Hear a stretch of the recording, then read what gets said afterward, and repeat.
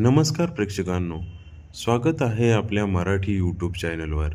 आज आपण पाहणार आहोत रोज मंदिरात जाणाऱ्या व्यक्ती एकदा तरी नक्की वाचा। श्री स्वामी समर्थ।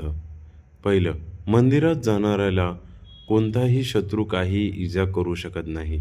दुसरं, दररोज मंदिरात गेल्याने अपघात, आत्महत्या, खून यासारख्या अचानक होणाऱ्या घटना आणि कोर्ट कचेरीपासून दैवी संरक्षण मिळते।